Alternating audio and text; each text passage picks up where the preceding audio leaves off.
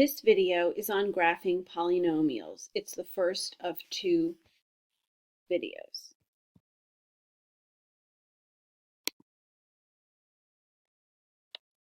To begin with, I want to look at some basic functions that you're probably already familiar with. This first one is the constant function. Remember that f of x is the same as y, and so this is just an example of y equals some number. Let's say 2. If y equals 2, we have a horizontal line. All of these on the left side of the screen and the right, but I'm talking about the left side right now, are examples of polynomials. Remember that polynomials have to have whole number exponents and real coefficients. And those are the two requirements to be considered a polynomial. So while we don't think of y equals 2 as a polynomial because it's just a number, technically it meets the requirements, and it is. The same thing with this, which is the identity function y equals x. It is the perfect diagonal where all the x's and y coordinates are equal to each other. In this function, we're looking at a quadratic, y equals x squared, and this is a polynomial as well. And in class, we talked about what is a new function to most of you, a cubic function, y equals x to the power of 3. And you can see that the graph is sort of a spaghetti squiggle, in this case through the origin. There is no shift for the particular parent function that we're looking at, the simplest version of the cubic function. So if we look at these examples on the right, and I know that most of you have seen this with me in class, but we focused first on the degree of these functions and compared the degree that they tell us in green to how many turns there are in the graph. For instance, how many times does this graph, the first one, change directions? I can see two changes. It starts out going down, it changes to go up, and then it changes to go down again. So really you're sort of counting the humps. There's two of them. The degree, they tell us, is 3. If you look at this one, it says it's degree 5, and if we count the changes in direction, 1, 2, 3, 4, we see there are 4 turns or changes in direction. It looks like the number of changes is 1 less than the degree. So let's look at another one and see if that hypothesis is true. This one says it's a degree 4. If what we think is true, it should have 3 changes in direction or 3 turns. 1, 2, 3. It does. And here's a degree 6 with 1, 2, 3, 4, 5 changes in direction. So there will always be 1 less than the degree for the number of changes in direction or turns. Most of this is a review of what we need to define as zeros, roots, or solutions, as well as degree, some things that you should put in your notes. Keep in mind that the zero factor property that is listed here first, most of you are familiar with this not as much by name as by what you do with it. To find the solutions using the zero factor property, you all in my class have made those what I call mini equations. And so that's what you should put in your notes to remind you what the zero factor property actually is. We know that the zeros, roots, solutions, and x-intercepts are all basically talking about the same thing. Some of them refer to the graphic representation, others the algebraic, but we're basically talking about those points where the graph touches or crosses the x-axis. Also, this last piece will be used in a day or two in class more.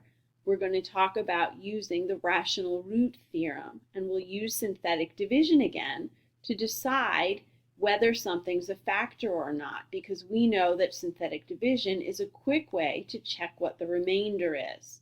If the remainder is 0, we know something's a factor, and that's going to help us to find out whether something's a factor of a particular polynomial. As far as degree of a polynomial goes, you know that it's the highest exponent in the equation. Don't forget about the possibility of complex roots. Complex numbers include an imaginary part. And because the degree tells us how many solutions there are, sometimes we'll look and see that an equation has a degree of 5, but the graph doesn't show 4 turns in the graph. And so what we need to consider is that there may be complex solutions. It is also important to note that the degree will include repeats. For instance, the equation y equals x minus 3 quantity squared. The solution here, if we use the zero factor property, is 3, but that solution happens twice. Remember, x minus 3 squared is x minus 3 times another x minus 3. And so our degree being 2 includes both of those. It includes the repeated solution. This is just, in words, a reminder of what we talked about on the previous slide. The degree minus 1 tells us the maximum number of turning points there are in the graph. Keep in mind that not all of them may show up because of imaginary solutions. Repeating solutions lead us into multiplicity. Multiplicity just means how often a solution occurs, the frequency of occurrence. Also, since the degree is how many solutions there are total, the sum of the multiplicities has to add up to the degree. If you look at the example in green here, I give you a list of solutions to some random polynomial equation. It's not even important what that equation is right now. However many times one of these solutions appears, it is the multiplicity of that solution. So 4, because it appears only once in this list of solutions, has a multiplicity of 1. 3 has a multiplicity of 1 as well. But because -1 appears twice as a solution, we say that it has a multiplicity of 2. And so on. The way that we would write that, we would say that -1 is a solution, and the multiplicity of 2, m2 in parentheses, tells us that that answer appears twice. So that way, if something has a multiplicity of 7, you don't actually have to list it out 7 times. And you're going to see how the multiplicity helps us to more accurately sketch a graph. If the multiplicity is 1, we call this a simple 0. Remember, zeros, roots, and solutions are used sort of interchangeably.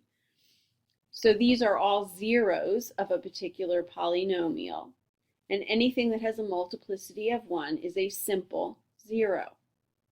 When we're looking at graphs, the bigger a multiplicity is at that 0, the more it sort of flattens out. And that will make more sense once we look at examples of it. So for now, you should just put that in your notes. 2 things about whether multiplicity is an odd number or an even number. If the multiplicity is odd, 1, 3, 5, 7, then the graph actually crosses through that point on the x-axis. So at 4, the graph of this polynomial would cross right through at x is equal to 4. But if the multiplicity is even, like the -1 has a multiplicity of 2, an even number, the graph is going to bounce off at that x-intercept. So the quadratic function is a good example of that. The basic quadratic function is y equals x squared. the root is 0, which is right here. And because this 0 appears twice as a solution, the graph comes down, approaches 0, touches it, but bounces right back up. Look at what happens when there's an odd root. When there's an odd root, such as in the cubic function, again, we're still looking at the root itself being 0, but because it's odd, the graph goes through that root and passes up into the other side. And so we're going to talk about a bigger odd number or a bigger even number, how that flattens out before it either bounces off or keeps on going. Let's take a look further. This part may be helpful to some of you, and I've included it here so that you can either look it over and read it carefully or screenshot it to look at it later. But it's helpful to see a factor, what root corresponds to that factor, the fact that the multiplicity here is an odd number because that root only appears once, and that when you graph it, the behavior is that it passes right through. If you look at the next one, the factor here and root of 1 has a higher multiplicity. The multiplicity is not only an odd number, but it's a little bit bigger of an odd number. And so it sort of flattens out at that value of 1.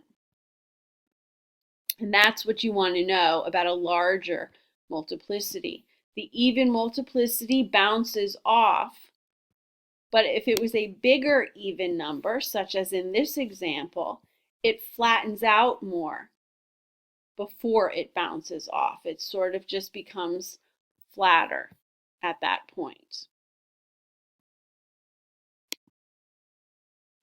End behavior can be summarized by breaking everything down and comparing the ends to the behavior of a quadratic function or a cubic function. The quadratic being the simplest even degreed polynomial, and the cubic being the simplest odd degree polynomial, other than a linear function. And if you look at the first two examples in each case, you can see that we have an opening up and opening down parabola. Well, every other higher degreed function will follow the same patterns if it's an even degree. So if the degree is 4 or 6 or 8, the pattern of the end behavior is going to be the same. Either both arms are going down or both arms are going up. And the same thing will happen with odd degree polynomials. One of each, one up, one down. It could be one way or the other. And we're not saying anything about what happens in between those ends. We're only saying that odd degrees will have one arm in each direction, and even degrees will have both arms in the same direction. In part 2 of graphing polynomials, we're going to talk about one final piece of helpful information called the leading coefficient test. And then we're going to go over some examples of how you will use all of these characteristics to either write the equation of a polynomial if you're given a graph, or sketch a graph of a polynomial given the equation.